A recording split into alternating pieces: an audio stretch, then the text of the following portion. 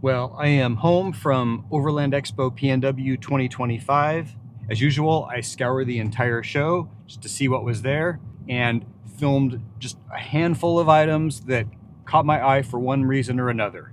Now, there's no theme to any of this, there's no category. Now, real quick, you will find chapter links down in the bottom of the video player so that you can jump forward to whatever segment is interesting to you.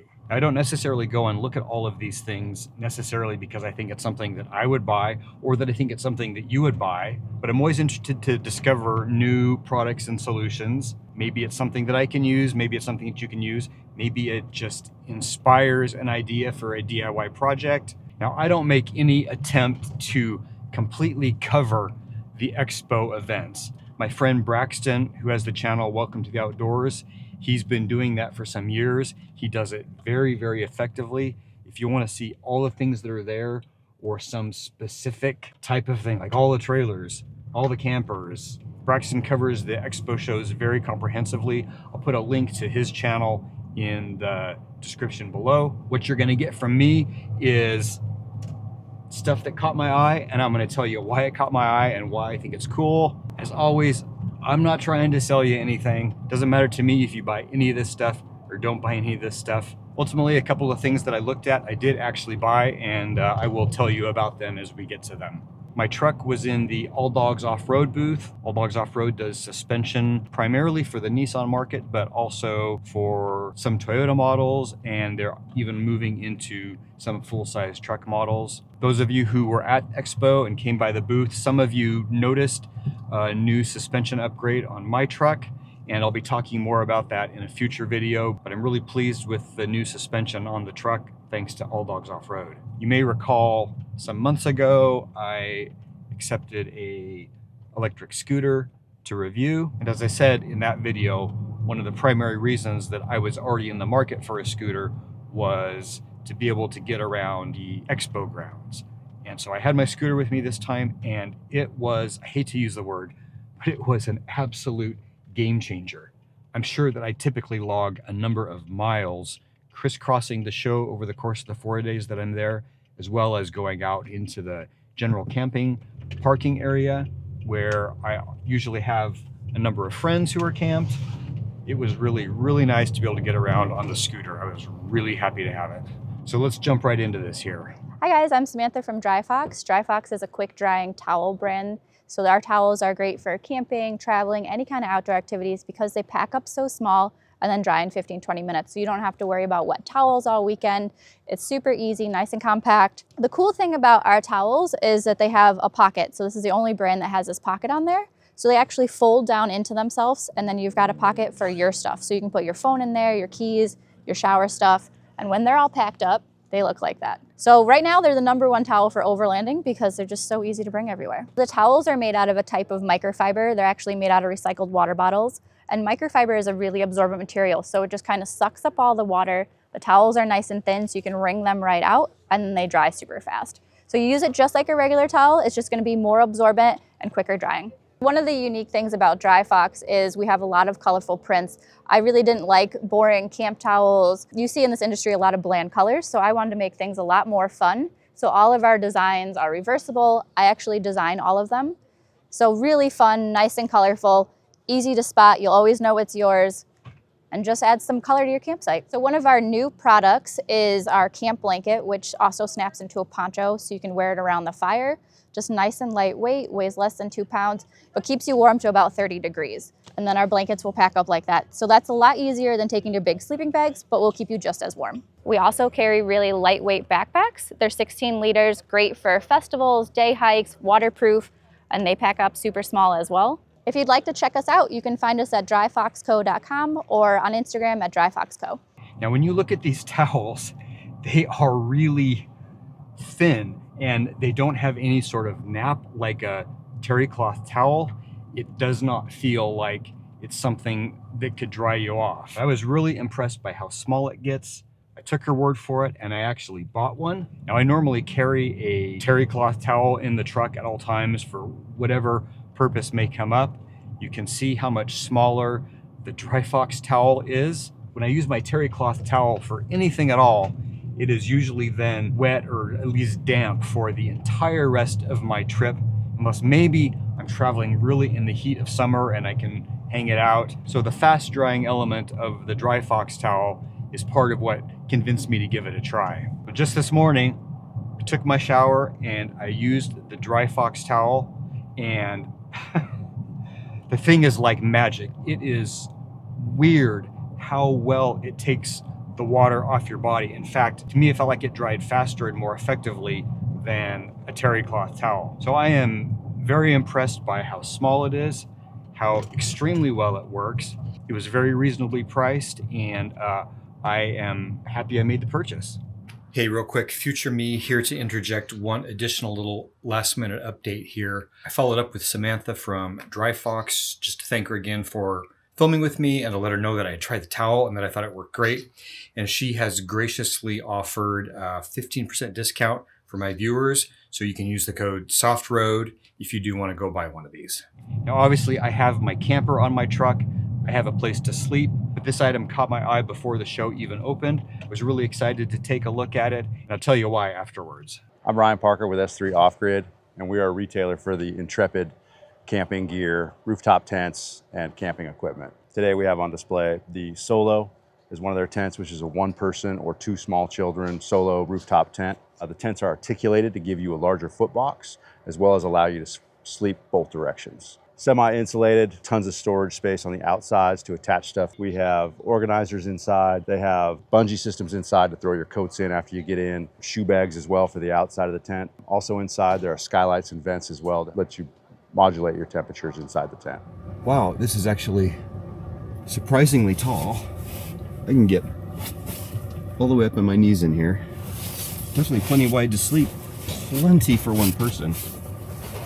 Yeah, back in my Subaru days, I would have been all over this because you could have a place to sleep and still have some room on the roof to mount other stuff that you need to carry on the roof, like traction boards, fuel, or whatever. Yeah, the Solo weighs 114 pounds. It's designed for smaller vehicles. You can also add roof racks to it, so you can put a kayak up there. You can put a bicycle on top. You can put solar on top as well. A Solo price retail, $33.95. You have a website? S3offgrid.com. So those of you who have been watching my channel for a number of years obviously remember that I used to drive a Subaru Forester, and I would have loved to have found a little rooftop tent like this, because not only does this provide a comfortable and reasonably spacious spot for one person to sleep, it leaves a portion of the roof free for more storage. Driving a vehicle like my Subaru Forester, that rooftop storage was crucial. I ran the Forester while using a Gazelle tent, and the Gazelle tent is great, but as I do a lot of winter camping, one downside of the Gazelle is that, it gets wet, gets muddy on the ground. It's a little bit sort of bulky and awkward to put away. I would often find myself covered with whatever ground that tent was sitting on through the process of putting it away. I would have loved this little Intrepid Solo tent on my Forester back in those days. And I was surprised climbing up into this thing how truly spacious it is. It's very tall, plenty wide. Even though I'm now, relatively spoiled by having a camper, I could totally see camping with a tent like that. So speaking of camping in something other than a camper, this caught my eye as well. How's it going, guys? I'm Reed at Pacific Adventure Works, and we make the Hideaway sleeping platform. So this is a lightweight modular sleeping platform, so you can turn your everyday driver into your adventure rig. All the Hideaways extend from 39 inches and telescope out to 6 feet. They're all height adjustable. Each leg is individually adjustable, and they go together with no tools. So no tool assembly. Pop in the 3 crossbars, 6 legs, put on the topper. Takes about 5 minutes to set up. Once it's in your car, you can adjust the height, level it out, and then also adjust the height so you can slide your gear under there. It's really lightweight, so it weighs about 20 pounds. The small ones like this weigh 14, so it's really unobtrusive to put it in your vehicle. You don't need to permanently mount something. You don't need to have a seat delete or something like that. For a lot of us, we're just going out Friday night after work, pop this in your car, come home Sunday night, take it out, and your daily driver's back to normal. This is the narrowest version. This is called the Sidekick. It's 24 inches wide. So this allows you to only put one seat down in the back, so you can save that seat for other gear or a friend or something. Then we have a single that's 30 inches wide. It's kind of a luxury single. Then a double that's 40 inches wide. That's what's in the Land Cruiser. It fits perfectly in 4Runners, RAV4s, Foresters, stuff like that. And then the last one is the XL. It's 48 wide. That's perfect for like vans, trucks, bigger SUVs if you want wall-to-wall sleeping surface. We have a 7-year warranty. We're made in USA, actually.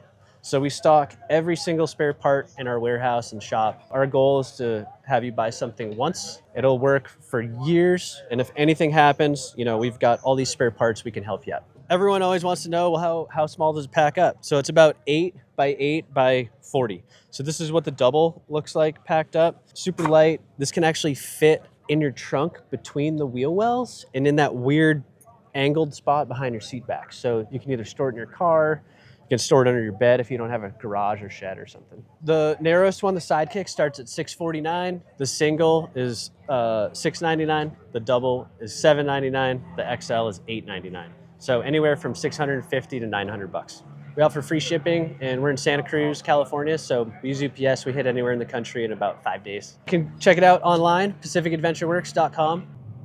Now, I'll agree that maybe seems a little pricey for what it is, and for a lot of people, it's not that difficult to build some kind of a platform. But what I think is interesting about this is that, you know, when you DIY a platform, a lot of times it's not something that can easily come in and out of your vehicle. I like that you could easily throw this in the back of your car right before heading out on a trip. When you come home, pack it up, take it back out. I like some of the details, like the fact that each individual leg is height adjustable, because, you know, the backs of SUVs or cars, when you've got the seats folded down, it's never 100% even. It might be higher in this corner, a little bit lower in this corner, lower in this, you know, it's like 4 different heights sometimes, depending. So once the legs are set out, there's sort of a slat system that's encased in fabric that rolls out over it. And I don't think I captured that super well in the video. And one detail about that I didn't capture him talking about is the fact that the slats that are sewn into that fabric platform are aluminum and not wood. And so there's never a concern about flaws in the wood causing something to split. No worries about moisture, mold, anything like that. If I was sleeping in the back of a car, would I buy this product? Probably not. I would probably try to DIY something. For people who aren't comfortable DIY building stuff, or people who live in apartments who don't even, you know, have a garage or a shop or tools, this is a potential solution to turn your car into a nice, comfortable spot to sleep. If you are a DIY person, I still think there's some nice ideas to take from what they've done here. Now, as I walked around the show, I saw that Topo Toppers was there, as they usually are. I didn't film anything with them, but they were there with a new white Rincon camper on a white truck. Man, it looked fantastic. I noticed they had an Iceco fridge set up in their camper. In fact, as I walked around the show, I noticed a lot of Iceco fridges everywhere I went. Now, Iceco didn't have a booth there themselves. There was a dealer there, I noticed, that was selling Iceco fridges, but mostly I just saw them in use in people's trailers, in people's campers. I remember when Iceco was kind of a newcomer to the scene, but they have clearly become a very trusted brand that a lot of people are choosing. And this one hasn't shut off since we left Florida 2 months ago. So, And how long have you been using Iceco? this is 3 months straight. Okay, and So- it's been working good for you? In every temperature, from 109 degrees to freezing. So Okay. it's been really well for us. And they have a 5-year compressor warranty. So they pick up the phone when you call. Now, Iceco is running an Independence Day sale. It is on right now. It started on July 2nd, and it's running through July 7th.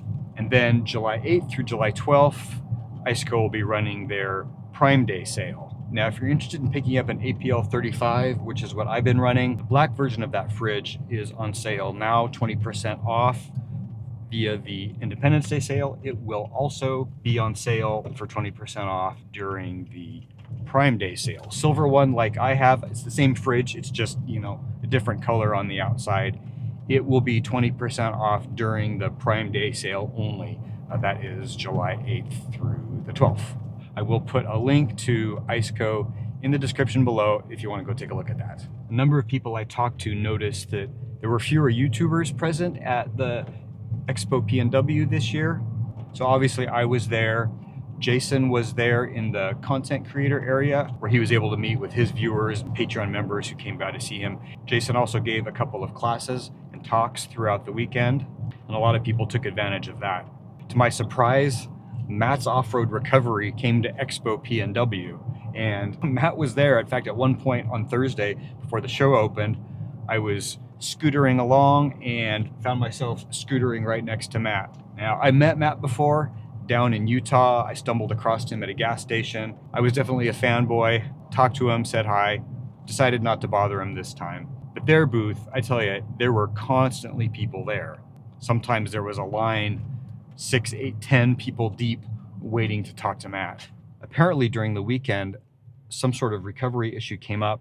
Matt ended up leaving for a recovery in Oregon. I think he was out there with Casey Liddell, and Alan from Yankum Ropes went out there with them as well. I don't know all the details of that, but I saw some bits and pieces on Instagram. I imagine at least Casey will have a video about it eventually, maybe Matt as well. So I'm always curious what the Nissan representation is going to turn out to be at these events. So I scoured the entire show looking for any Nissans that were in booths anywhere in the entire show. I counted six in the entire show out of what must be hundreds of vehicles. 3 of them were right there with us in the Alldogs Offroad booth. 2 of them were in the Nismo booth. One of them was a vintage old thing, really cool, but I doubt it's actually going out and doing any real adventuring. So I also scoured the entire camping area as well as I could. And this is a big area, hundreds and hundreds of vehicles. I combed through the premium camping area as well to see who was there with a Nissan. I found a grand total of 8 Nissans in the camping area. Most of those were Xterras, only one other second-gen Nissan Frontier at the entire expo the entire weekend. The company that makes my 270-degree awning, Rain Outdoor, they were there as well with not only their awning, but a number of other additional products they've been developing. I didn't really film with them because I actually will be having a video about the new version of their awning and the gutter system that they're developing. That will be coming to the channel soon. Now this next booth I almost overlooked, and it was actually Jason of Primal Outdoors who brought it to my attention because he thought it might be interesting to me. And there were 2 different products here that caught my eye. I'll look at them separately, but here's the first one. All right, hey guys, my name is Will. Today we're going to make a quick introduction on the only portable power station that's designed for overlanders. So this on my side, this is a Comvolt 4000. So this is pretty much equivalent to a 12-volt 320 amp hour battery, and it actually has that built in. If you look at the both sides of this portable power station can do everything that's done by a traditional power system. This has a very impressive 120 amp DC Anderson port in the back, which means you can plug whatever 12-volt accessory to it. What's even better is that it does not trap you in an ecosystem like what every other brand do. So this thing has a 400 watts built-in solar charger. If you say, oh, I want 800 watts, yes, you can. You can plug in whatever other 12-volt accessories into the port there with no limit. You can also parallel with your existing 12 battery. This thing can even jumpstart your vehicle. It has a DC PDU. It has 8 channels on it, and you can manual or remote control it with your app on every single channel of it. You can lay on your bed, turn on and off your fridge or lights. You do not need any crazy wiring or understanding of all the electrical stuff. It's a really plug and play power solution for overlanders. And just look at how small it is. It is no bigger than just a battery alone, and a competitor's power system of a similar capacity will be at least twice or even 3 times the size. So this thing is well beyond just a power station. A couple of issues that I run into with my Jackery power stations, and which people have told me are similar issues with other companies' power stations, is the fact that the only way to get DC power out of them is through a 12-volt cigarette lighter style plug. Those are just limited to 10 amps of power.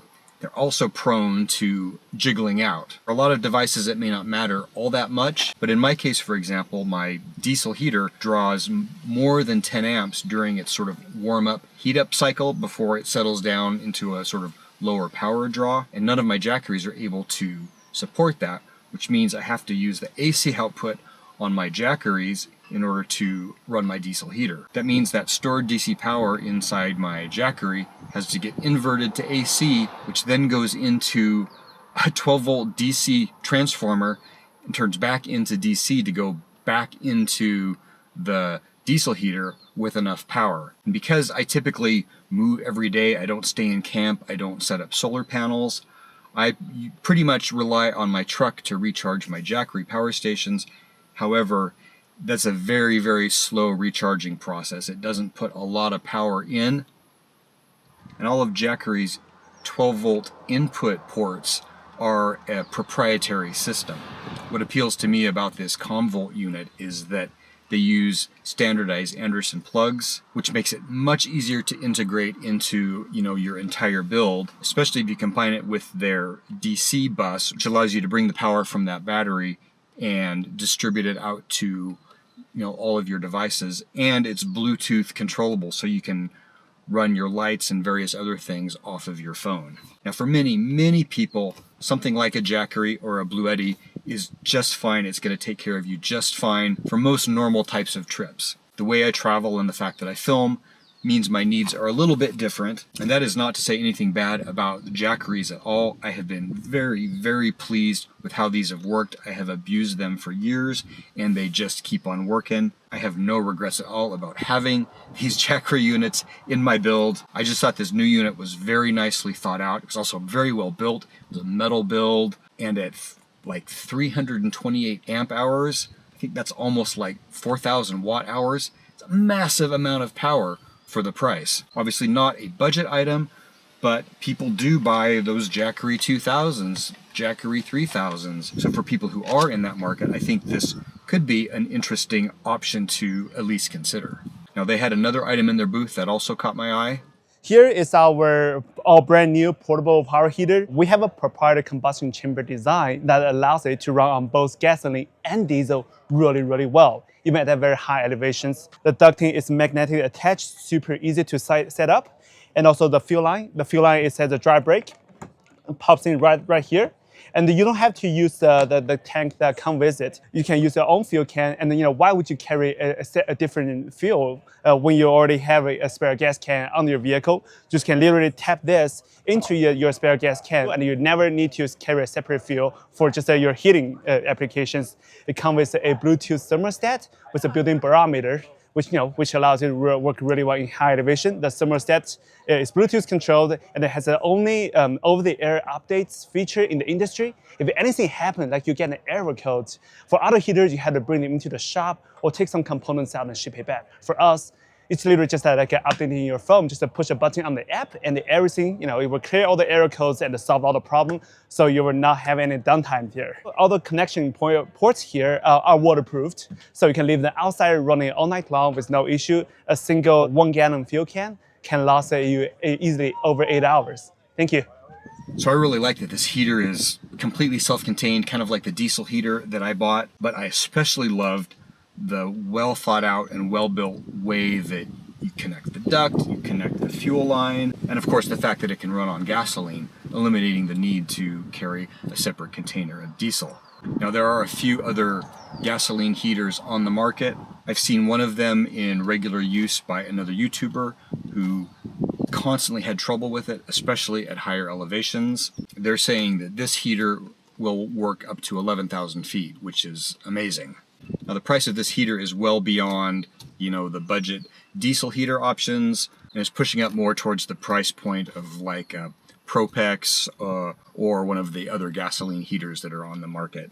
But I guess I just thought this was a really nice implementation, being self-contained, bring it when you need it, leave it at home when you don't need it, rather than building a furnace into your vehicle. And it just looked very solidly built, and I just love the way the connections came together. So this next item is not budget at all, and it's not something that I would buy. It's probably not something that many of you would buy, but I had never seen this before. Apparently they've been out for a number of years, but this was their first time to be at an Overland Expo.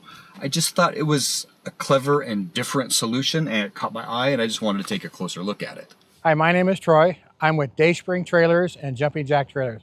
I'm going to show you how simple these trailers are to go up and down, and the university of them. First of all, we have it up already, but let me show you how it goes down.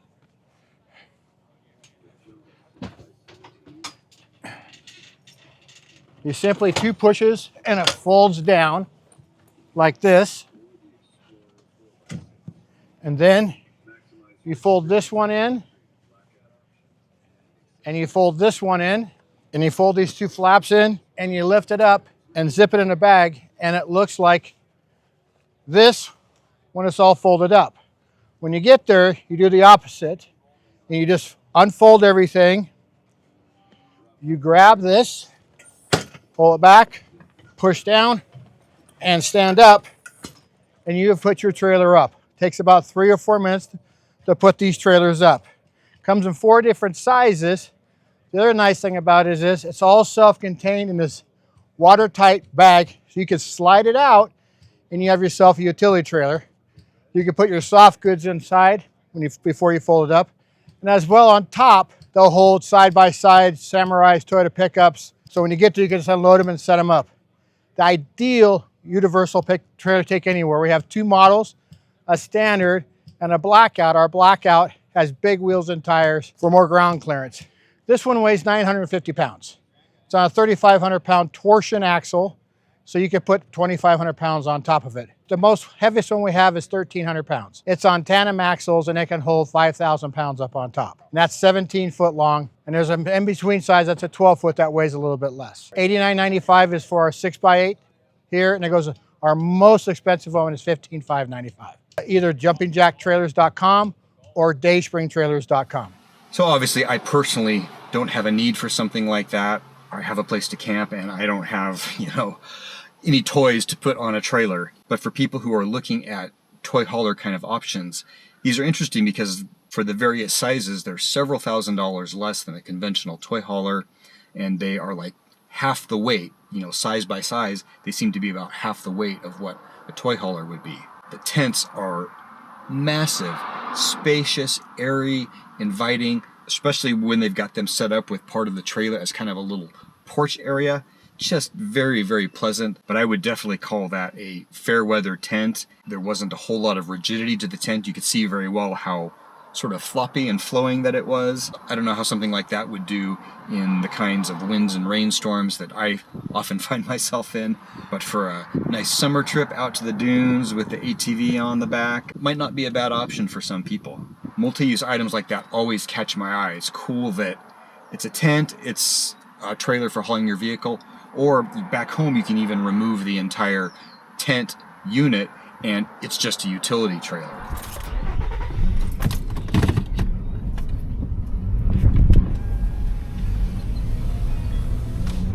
So this next item, I actually went looking for specifically. They're always there at the expos. I've never really stopped and looked at them, but I ran into a situation recently where I realized, man, I bet that product would have worked for the problem I was trying to solve. So I decided to go see them and check it out. Hi, I'm Karenna. I'm here with rollercam, and this is what makes us different from other tie-down strap companies. This is an example of an industry standard cam buckle. The webbing gets pulled across a metal bar, which makes it very inefficient. It also means your components are going to get worn down over time because they're getting dragged across that hard surface. What rollercam did is we replaced that high friction point with a roller, a little brass roller, which means you can get it much tighter, much easier, and also your components are going to stay in good condition for longer. So these are both 35 pounds. And I can pretty much jump on this one without it moving because there's so much friction. It's very inefficient. Rollercam, on the other hand, one solid tug and she goes all the way up. It is much easier to use and also addresses a lot of the frustrations people have with cam buckles. For example, if you've ever tried to tighten a cam on a flat surface, it's just about impossible to get it tightened past here. That's because with that friction point, the harder you pull, the more friction you're working against. So that last 5 to 10% is just about impossible to achieve. But with rollercam, that brass roller gives you a mechanical advantage. So with one good tug, you can get it ridiculously tight. So this improvement on the cam buckle was the founding principle of rollercam. We took that and we applied it to a wide variety of straps to cover every sort of application you could need. We've got our carabiner ends, our L-track mounts, our hook ends, and my personal favorite, the loop end. You can girth hitch this to anything or attach your own hardware. And we've got a couple different sizes as well. We've got our 3/4 inch straps. These are awesome for lightweight applications like molly panels where you're trying to feed the buckle through a small opening. It's just nice to have something that's less bulky. Then, of course, we have our standard 1-inch straps. These have a 350-pound working load. They come with all those fancy end types that I mentioned. And then we have our heavy-duty straps. These are our 1¼ inch variety, and these have a 500-pound working load. Brakes around 1,500, so great for heavier duty things like strapping down motorcycles, etc. Which brings me to our newest product, if you want to come with me. This is actually the very first time we are showing and selling our moto straps. For years we've been getting requests from people to make something like this, and we finally officially made one. So it comes with these two straps that have a hook end at the bottom. You can go to a D-ring in your vehicle, and then you've got the soft shackle up here with the carabiner. And usually with moto straps, you have to have somebody push this thing down while someone else quickly runs to tighten it. But with rollercam, just a good tug, and this cinches all the way down. Super sturdy, super easy to use. Everything's on our website, rollercam.com. This is what you can't normally find, is a cam strap with hooks on the ends. And I just recently had an issue where I needed something like this, and so I knew if I was going to find them here, I was going to get some of these. All right, I'm ready for purchase. Do you want to go? Perfect. Thanks so much, man. Appreciate it. Appreciate it. Have a good show. Yeah, you too. So I've long used the very basic, cheap Harbor Freight versions of cam straps, or whatever you want to call them, cam buckle straps, I guess. They're really useful in a lot of situations where you don't really need a complete ratchet strap. They're pretty strong, easy to use, but they are just a nylon strap plus the buckle. Sometimes I find myself with the need to like hook them onto something. The added benefit is you get a nicer buckle, much nicer, heavier strap. So that was my only other Expo purchase. Didn't spend much money at Expo at all this year, but got a couple of things that I really like.